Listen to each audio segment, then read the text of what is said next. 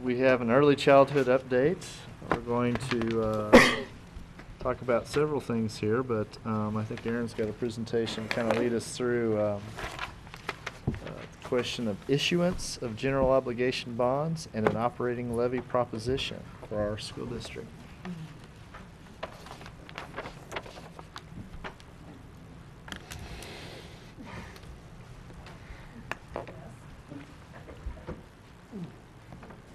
Yes, as a way of introduction, some apologies in order for those of you that have seen this presentation.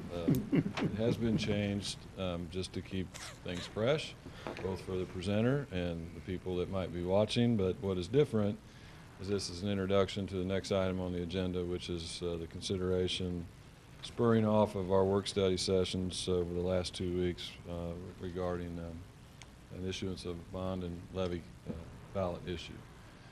So to look at the timeline, moving the arrow across tonight, the 22nd, is what we've been working toward for a final decision as to whether we place an issue on the April ballot.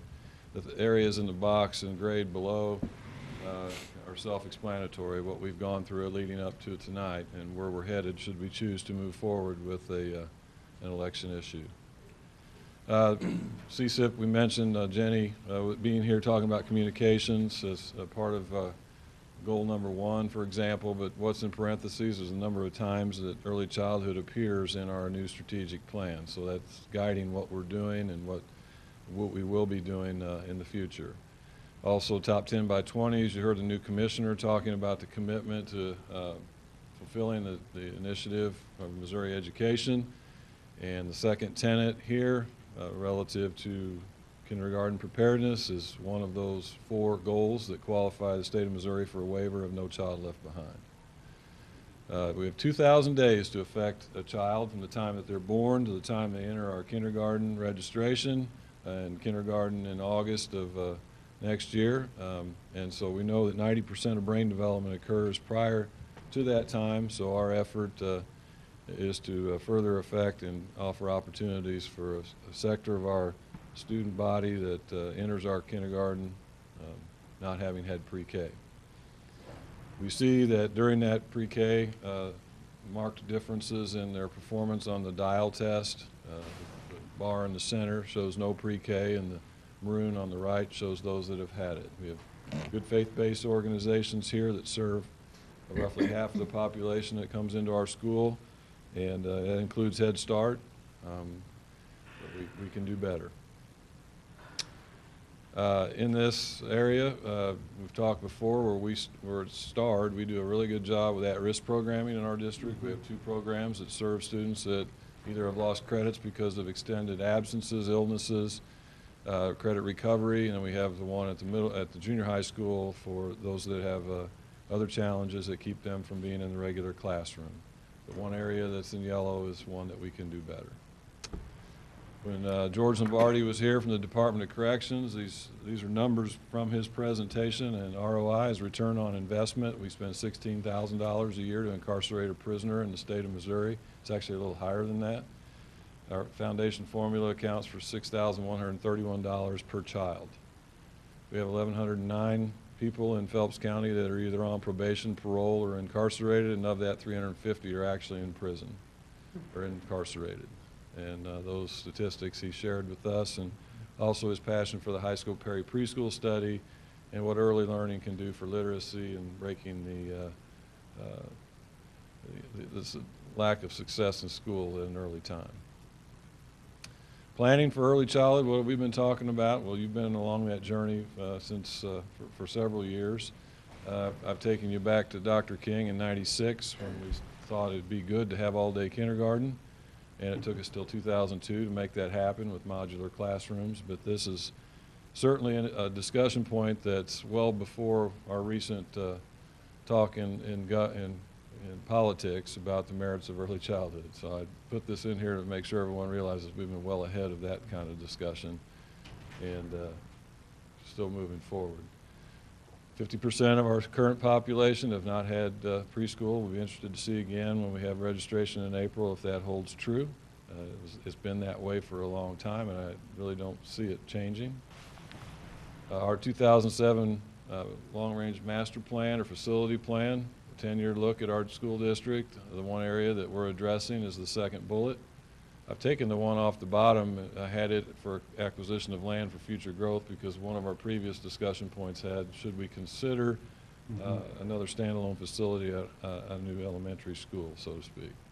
What's also underlined there under auditorium and performing arts has been part of our discussion. I'll just kind of take people back on that journey a little bit so they can see how our discussions have matured over time. And then the track is about, what, 50% complete or 80% complete? Yeah. Yeah, we're getting there. We just need good weather. So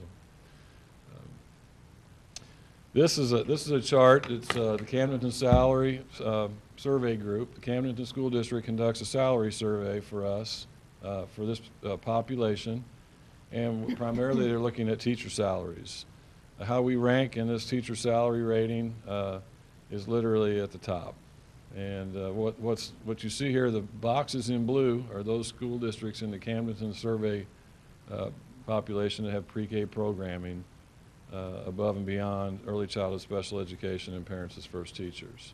So as you can see, Rolla, Joplin, and Neosho, the only 3 schools in the Camdenton survey group that do not have preschool. And I'm not very proud of that. Our student enrollment, you can see here, is pretty solid. Elementary schools are full. What's not in the Wyman numbers are the early childhood special education students, which we're approaching 60 again. We generally range 40 to 60 there, but good numbers, good solid enrollment in our school district, and our class sizes, 17 sections of kindergarten you see at the top, and our class sizes are generally in the middle of the DESE recommended range for the population per teacher. What we currently do is PAT, how many parents we serve. Had a good discussion with them yesterday about our planning. Bulldog Preschool, which is part of the child development class at Rolla High School, our early childhood special education, just so everyone knows what ECSE means, because you're going to hear a term later called peer model, which is heavily dependent on ECSE, and there's the student range that we have there. And of course, Mr. Hounsome facilitates the summer school process, which we'll be talking about in another month or so. Hard to believe, but good to know. Summer's on its way. And the numbers in pre-K have been very solid over the years and gaining in popularity. We've engaged this group with discussions about what our plans are, so they know that what we want to do is enhance the early learning opportunities, not replace. So we've got to work with these folks to make sure that we're continuing to serve students. Tomorrow, Mr. Hounsome and Mr. Henshaw and Mrs. Reed will be headed to Kirksville. So they've now been added to this list. We've had an ongoing discussion. Bus pulls out at, what, 6:30? Yep. Headed to Kirksville. They do a peer model program. They were a finalist for Early Childhood Program of the Year, and we want to go up and talk specifically about funding and how she works the peer model process, and just to see another preschool. School district of comparable size to us, community, it's got a university, so you've been to the other 3 as a board on a field trip to see those firsthand, and the Nixa Branson trip really was those that were aligned with our 2 options that we've discussed up until tonight. So those options, we looked at internal, external surveys. So the one on the left would be Nixa, for example, and the one on the right would be Branson. Should we renovate or build new? And our internal staff said this. And then we had a survey online starting we closed it at the end of September. Seems like only yesterday. And renovation held strong there. So we narrowed the scope from 2 options to 1. And Patron Insight, they were here in December, on December 11th, to share with us the results of our marketing survey. And these were the areas and how they ranked with strongly support or support. And you can read those. I won't read them to you. But when we look at the bottom 3, when we get into the 50% areas, we started to look at ways to refine the initial plan. And so the initial plan from option 2 had 1 pre-KK and 2 1 through 3 buildings. That was the initial plan. Mark Twain was talked about as the pre-KK center. and Truman and Wyoming becoming 1st through 3rd grade, and the bottom 3 were still very popular, as you saw in the last slide. The refined reconfiguration is something that we're working on to try to deliver these pre-K services from a attendance zone perspective. So how do we work to preserve the neighborhood school concept possibly, and work to not disrupt the grades, but still adhere to the wishes of the community when it comes to the upper movements of 4th grade to the middle school, 7th grade to the junior high, adding the activities, and 9th grade to the high school. So we started with this project being rather large in scope. We were dreaming big and trying to engage the community in some discussion. So this is Rolla High School. Moving a freshman there requires an addition. And thinking back to the 2007 facility study, should we involve the auditorium in that discussion? This is a close-up view of that, as the bottom is Cedar Street and the left is 10th Street. 800-seat auditorium with classroom space to accommodate the movement of the freshmen, and that cost was $12.7 million. We then started moving boxes around, boxes meaning classrooms and spaces, not literally boxes. So the bleachers, this is on the south side, the east side of the school, with the bleachers in the upper left corner, down in the lower parking lot with an earth contact type auditorium with locker rooms, walkout spaces to the practice fields, and serve as a possible storm shelter as well. So then we looked at the auditorium back up in the original area with a different configuration, trying to render out some of the cost. In this one, the annex, which is the single building that's in the Circle Drive area, is gone. And that's the cost of that project. Then we looked at how could we continue to look at rendering out costs, because I would tell you at this point that the community liked our ideas. They just weren't real fond of the cost. Mm-hmm. So our charge was to come back and try to render out costs, which is why you start seeing these sketches. How do we get some of the the parameters defined to a lesser degree financially?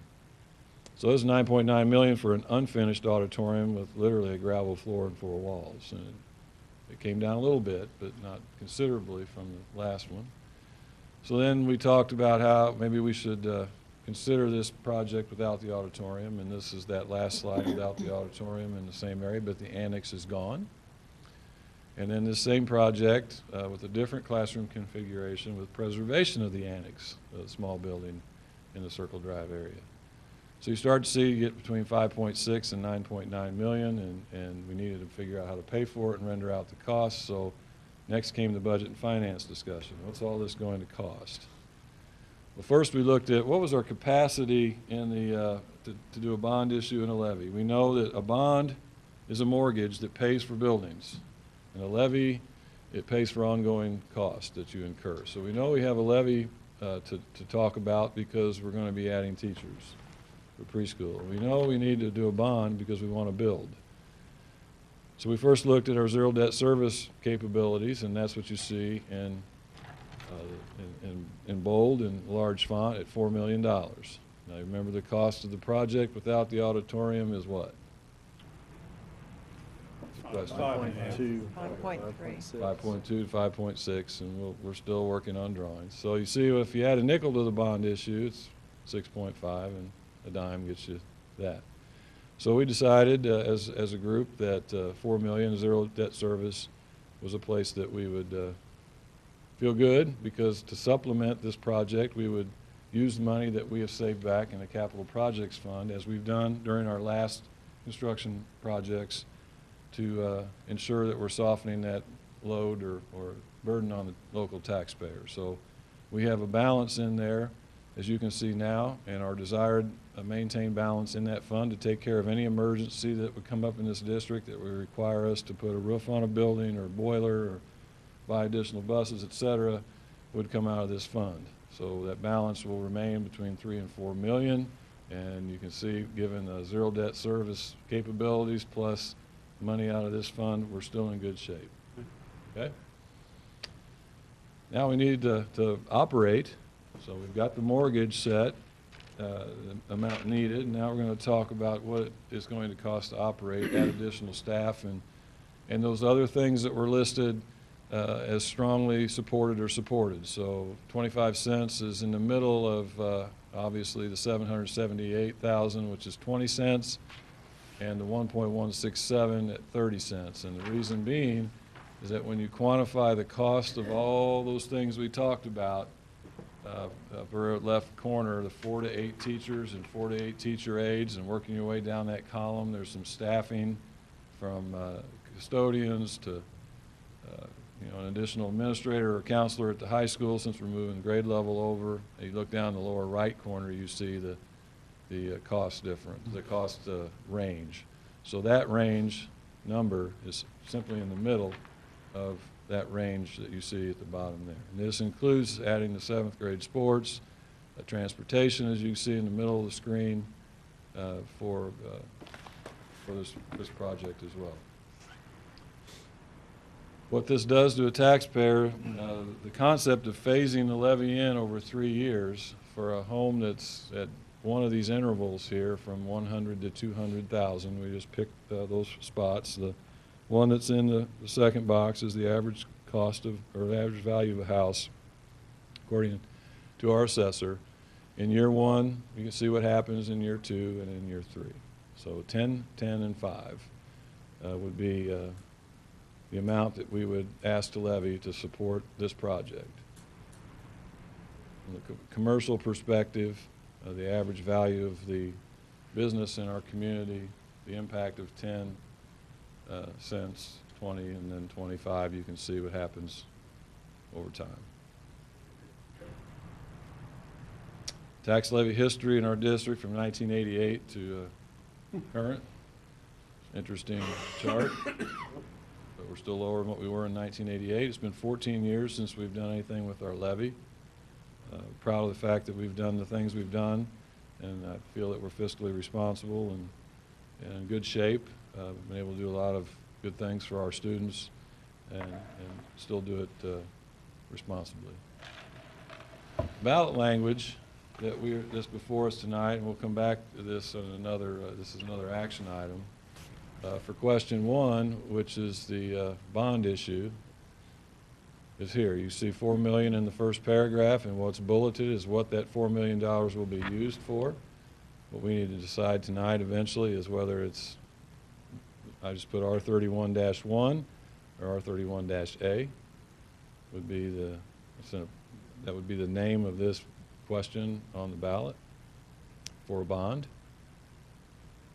You can see that we would maintain the debt service levy at 25 cents, which is a rollback voluntarily from the debt service ceiling of almost 33 cents.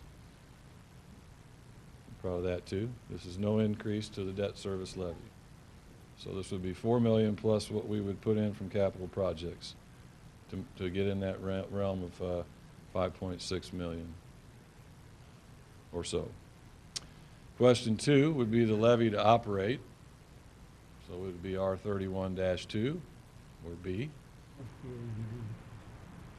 And the bulleted points would be in the ballot as well, and its impact to the levy at the bottom over those 3 years. Our goal is to operate and open this facility in August of 2017. What that does to our levy, this is that same Camdenton salary group. You can see our levy is near the bottom. The schools below us are either Lake of the Ozarks or federal impact aid, except for Neosho. Neosho and Joplin both have early childhood issues on the ballot for April. Certainly wouldn't want to be the last one, just from an Ozark Conference competitive perspective. I shouldn't even have said that. It's the right thing to do. Right.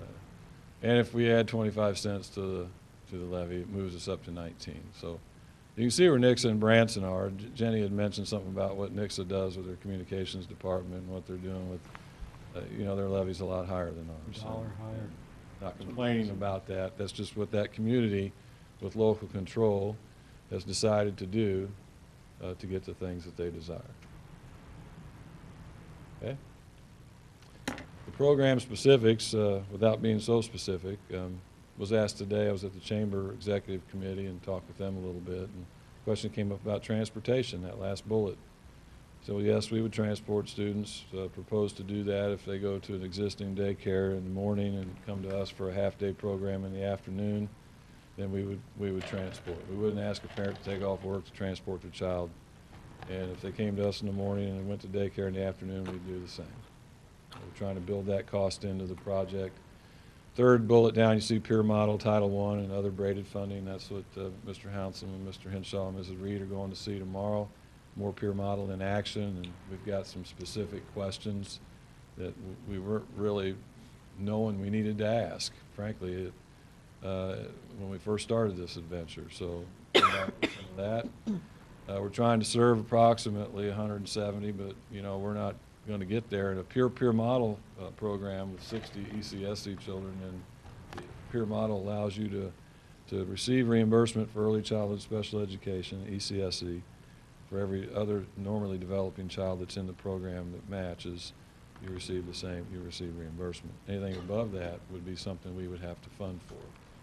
So half-day programming, as I said, project construct curriculum, or creative curriculum, any of those that are recognized by the department. I underline project construct because it's heavily supported in Missouri. A lot of our teachers know about it.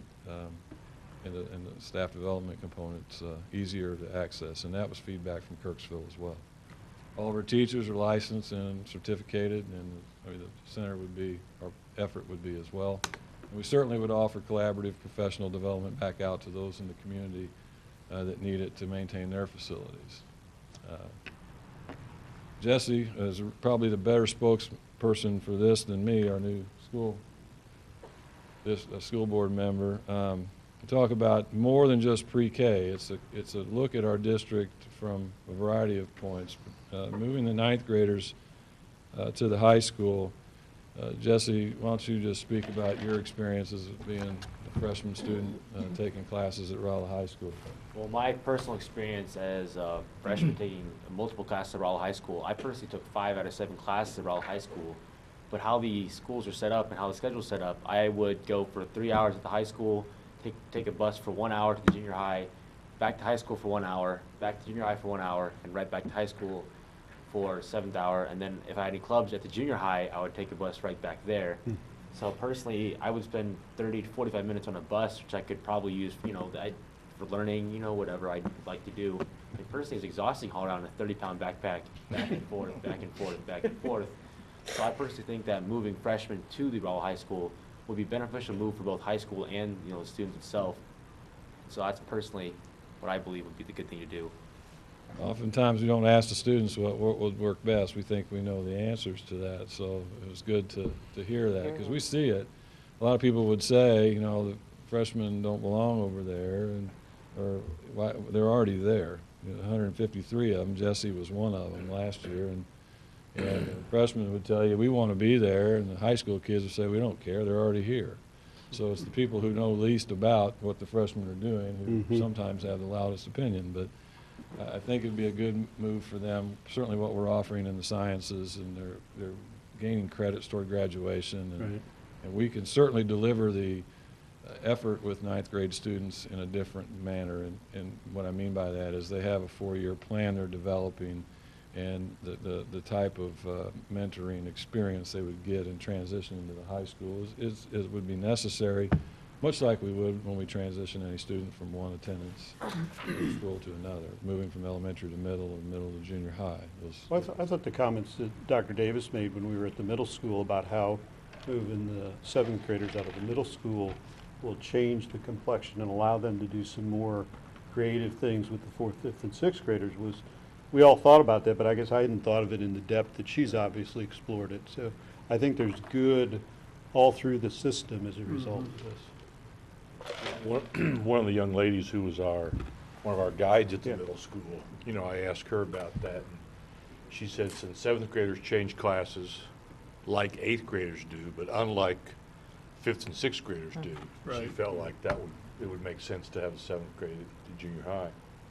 It's just like, when I worked with middle schools and even national middle schools, ours was quite unusual, the configuration. So this just really goes more, probably 90% of all middle schools, junior highs have that configuration that we're doing. You know, I think ours was quite different. So, it's a good move. Yeah. I always put our mission up. We've been trying to work with our community to do the best we can in personnel, facilities, curriculum, and instruction, and that's been our marching tenet for some time. We posted updated questions on our website. Jenny talked about how our website's been updated. Anytime anybody asks a question, we post it there with an answer, and we'll certainly be active on Facebook with the discussion as well. Any additional information, if you wanted to see George Lombardi's presentation, it's the YouTube presentation that's here. We'll get this presentation posted on the website as well. And then, of course, DESE has a significant part of their web page dedicated to early learning. So would entertain any questions or comments about the actual presentation. This is kind of an introduction to the next item, which is the consideration for special election declaration plus question and the levy question as presented in ballot language in the Ballot package. language, yeah.